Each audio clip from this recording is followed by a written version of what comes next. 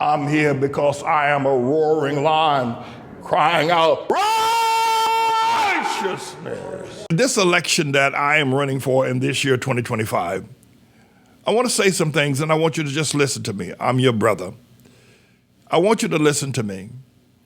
You're probably going to disagree with some of the things I say. That's understandable.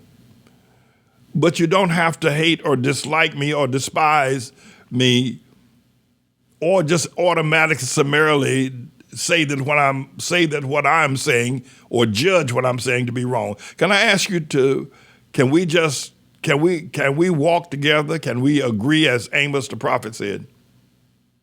I don't believe that there will be a midterm 2026 election for a Senate and Congressperson. I don't believe that's going to happen. It's 18 months away as the crow flies. I don't believe it. During Trump's first presidency, in the waning days of the presidency, and I think it was during either George Floyd situation or somewhere thereabouts, I have to be more correct, there was a protest in Washington, D.C., and Trump came out of the White House with General Milley, Secretary of Defense, and a bunch of other very powerful cabinet members, and marched across the ellipse to that church that sits right there near the ellipse in Washington, D.C. And he asked General Milley, could we shoot the protesters, people that were protesting against him, could we shoot them in the leg? He wanted to do it. And General Milley said, you can't shoot protesters. The Constitution gives us the right to protest. But Trump wanted to shoot them.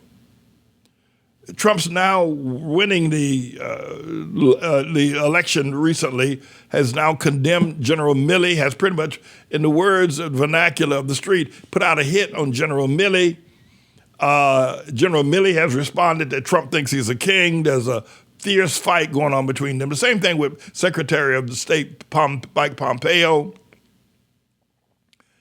At present, that Judge James Boasberg has issued an order that Trump has, at the very beginning, we believe that Trump has denied a district court judge order regarding the deportation of alleged gang members of the Venezuelan type. I don't believe that Trump will allow another election. That's why the election that I'm going to participate in here in New York City can happen. The first one will happen, the primary will happen on June 24th, and the general will happen on November the 5th, 2025.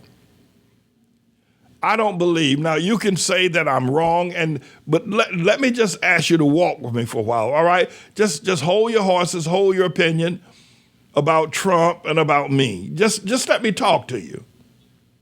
Just let me talk to you. I don't believe there's going to be a, if you will, midterm election. 18 months from now, our nation will be in such a constitutional crisis that we'll be under martial law. I believe that we have at least until the end of this year before we see the tentacles of martial law, where Trump stands up and declares martial law and all rights of the Constitution are rescinded or taken away or suspended. That's what martial law means.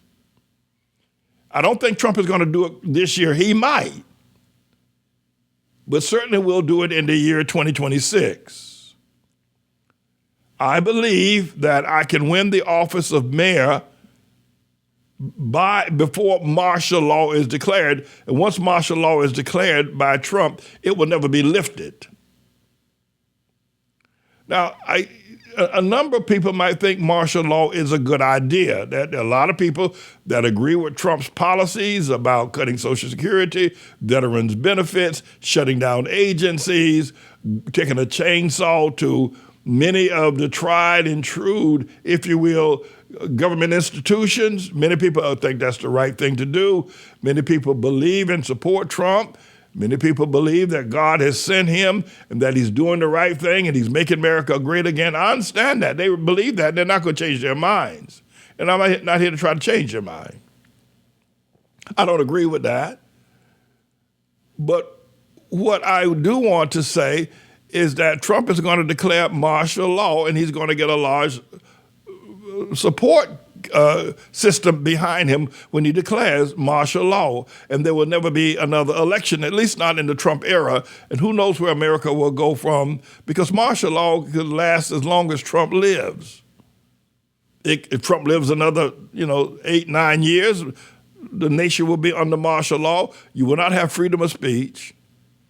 You will not have freedom of religion. You will not have freedom of the press.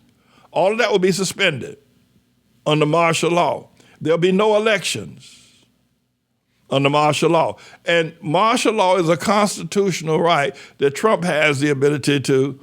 Now, Trump and Stephen Miller, one of his assistants, and perhaps his prime assistant and associate, whispering in Trump's ear, Stephen Miller is telling Trump, you don't have to obey a judge's order. Twice in the history of this nation, the president has refused to obey a judge's order. Andrew Jackson was one, and there's another fellow in 1830 who I forget what his name was. But the Supreme Court does not have an army, and so therefore they can only issue an order. But it's up to the people to obey that order. Trump is not going to obey any order from a judge. I can tell you that now. And this fight now between Judge James Boasberg of the District Court in Washington, D.C., will peter out tomorrow with the questions that he has asked Trump. But Trump is not going to obey.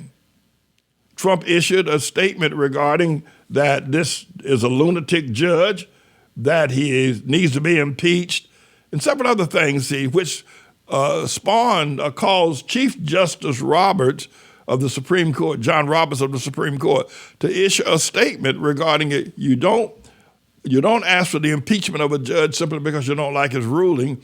That's why we have the appellate division. Now, he didn't say that directly to Trump, but Chief Justice Roberts, in a rare situation yesterday, had to come to defend this judge against Trump's calling him a lunatic, a left-wing, a whatever, and needs to be impeached.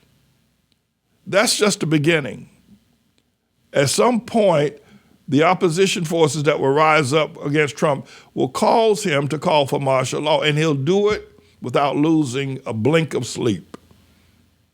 He will do it. And there are a number of people in America who believe so deeply in Trump. They believe in his godlike figure. They believe that they will support martial law. They will support that people do not have the freedom of speech anymore. They will be willing to give up their freedom of speech because they think what Trump is going to do for them and for America is worth it, that we give up our constitutional rights, freedom of speech, freedom of religion, freedom of the press, freedom of assembly, etc.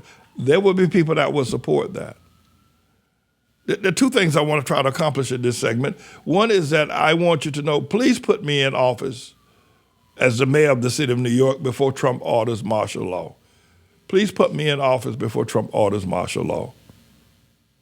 And I ask that you would you don't have to agree with what I'm saying. You can be a Trump supporter, but look at what is happening in our nation right now.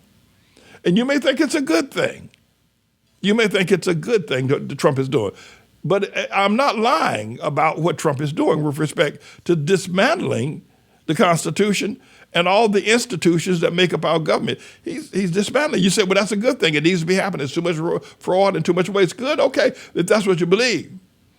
But he's also, in order to keep that power going, he's going to have to call for martial law to take away our rights, because you just can't dismantle a nation of 250 years of what we have accomplished and think everything. There are going to be oppositions to that. When I say Trump's going to call for martial law, I don't mean to say that in some ugly or mean-spirited way. I just simply mean to say that the opposition to that is going to be so fierce. The only way Trump can deal with it is to call for martial law, to take away our rights, to take away a right, because it's the right of freedom of speech, the freedom of assembly, freedom of religion. That's the thing that will counter the power of the presidency of the United States of America. And martial law will be a way to take those freedoms away immediately. And that's what Trump's going to do. Now, you may think that's a good thing. I don't.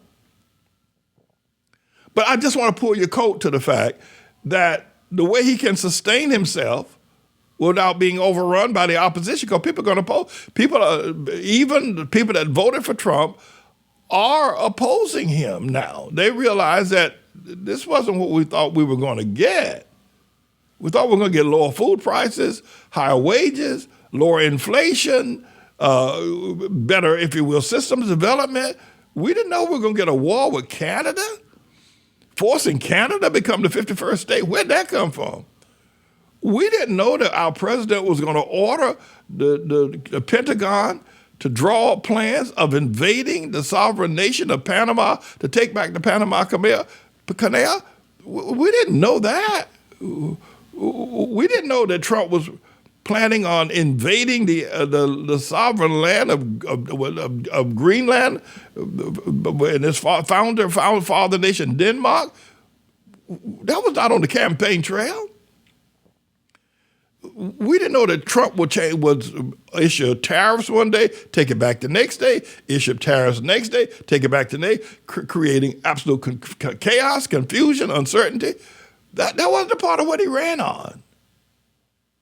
We didn't know that Trump was going to make Elon Musk more powerful than himself, more powerful than J.D. Vance, the vice president. We didn't know. And now Elon Musk has the power. He has just running through the government. He's shutting down Social Security, shutting down veterans' benefits. At some point in time, people are going to say, did I make a bad decision? It's going to be very difficult for the Trump voter, for the MAGA voter. It's going to be very difficult for them to realize that what they did was a mistake. It's going to be very hard because the mistake is going to be so consequential and destructive to the Constitution that it's going to rip America limb from limb. What's going to happen with Trump? And people are going to have a hard time saying, they're going to keep trying to say that Trump is going to turn around, or he's going to bringing down the inflation, raising wages. Eventually he's going to get around to that, but he's never going to do that. Trump sees a world where he's the richest man on the planet. He sees a world where other rich people ought to make decisions for everybody else on the planet. That's the world that Trump sees. He's always seen that world. He's never going to turn around. So I understand that when I say that he's a Trump hater. I'm not a Trump hater. I'm a truth lover. And this is Trump is not going to. Stephen Miller has said out of his mouth that the president of the United States does not have to obey court orders. If he disagrees with what the Supreme Court says, he doesn't have to obey it. Now, that has been the norm. That has been the glue that has held this nation, because we're a nation of laws. And if the law said it, everybody had to acquiesce it. Trump doesn't believe that. He doesn't, and he has the power now to act differently. So you ask the question, what have you done if you voted for Trump? The one thing is, don't get angry with me. Don't hate me. Don't do that. I'm simply just raising some questions. I'm a pastor, as you very well know, and I'm a lover of America. I honor this great nation. Don't hate me. Trump said shoot protesters. He wanted to have the military shoot people protesting against him. And he didn't deny that he said it to General Milley. So I don't think they're going to be midterm elections. That's why electing me as the mayor, and I'm not using this statement of martial law as a platform to get me elected. I believe that people that want me to be elected as the mayor of the city of New York will do that. I'm just saying that there are not going to be any elections in America. The one man, one vote election will end in 2026. Nobody will be electing anybody. Trump will just remain supreme king in power. And that's just how that is. Now, you don't get angry with me. Don't get mad with me. Don't start working against me. But that's just reality. That's just the reality of where we are at present if we can get to 2026. So you can go to my website at manningformayor.com, and you can read about me, and also I would ask that you would financially support me. But just pray about what I've said. That, I mean, just Trump. You're not crazy. I know you support him. I know you're all in for him. But you're not crazy. You see what is happening.